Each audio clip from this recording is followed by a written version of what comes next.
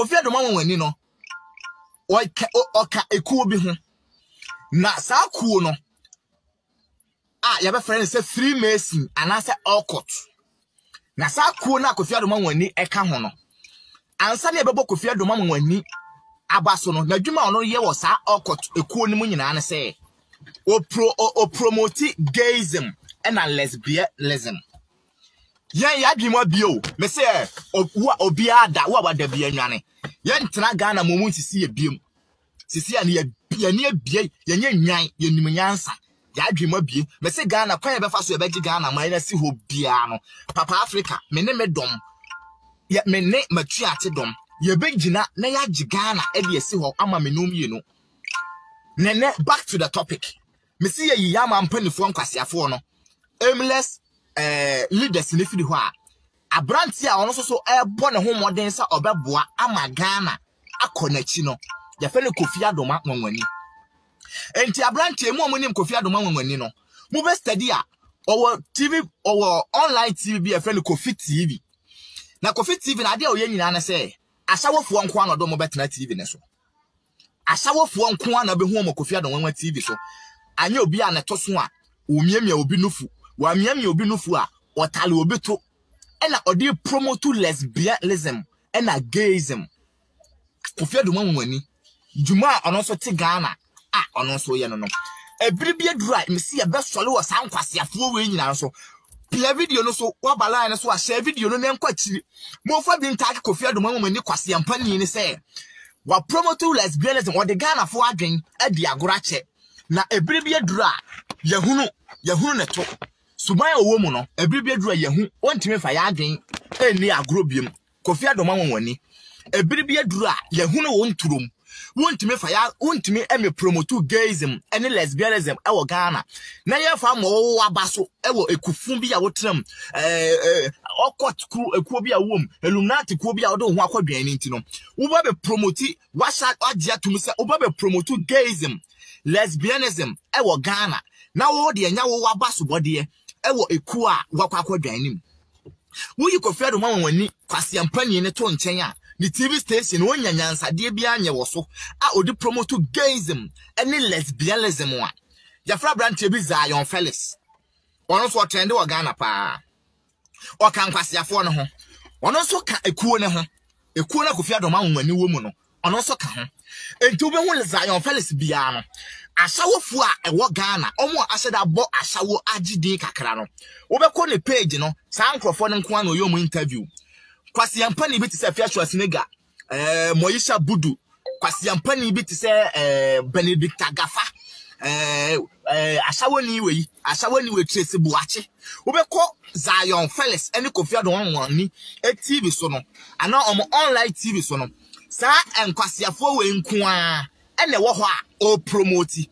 eno so ka ho ene atwe Ghana konachi because Kofi Adoma wanwani kwasisa sa nkwasiafo we nyina begu TV ni so ono de pe na baso bode ewo eku a wo mu no na Ghana mpanifo na omo so omo jimi a sebe ka frache omo na sumiye so no no makofa sa asawofo we bi te se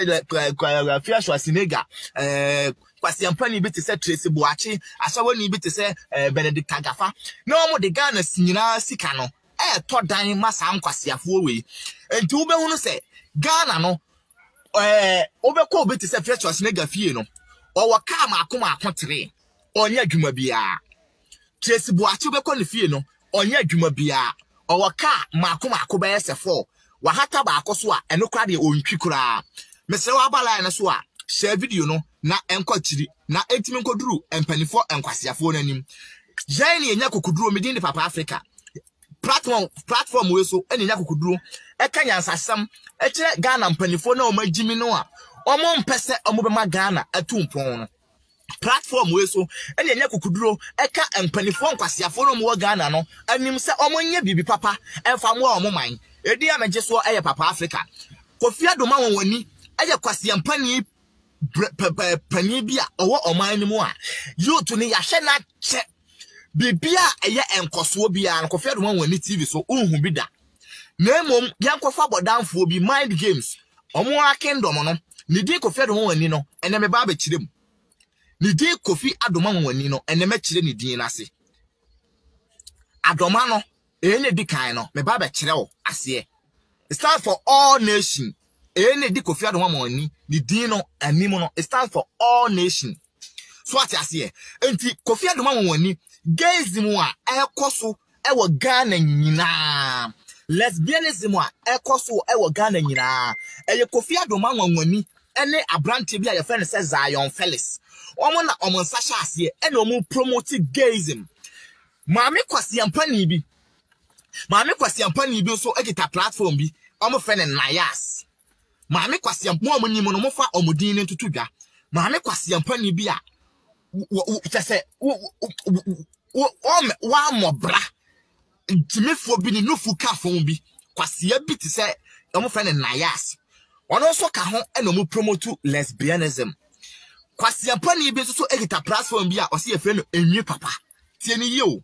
O se ye friend enwi papa. Na emi bi atwa mu no omode Kojon Kansan Lewin ene sha ase ena kanafo ye be kan Kojon Kansan Lewin anim ena Kojon Kansan Lewin atwe ne ho afiri ho na saa ne ma we nyina ekoso no gayism lesbianism ene anema ekoso no ni nyina so ka ho ena etwe Ghana ekonachi enti me ma anya ho nti asese se yesesa Ghana fo nyina Ghana fo kwase na dosu jimie ni dosu wo yemu to the extent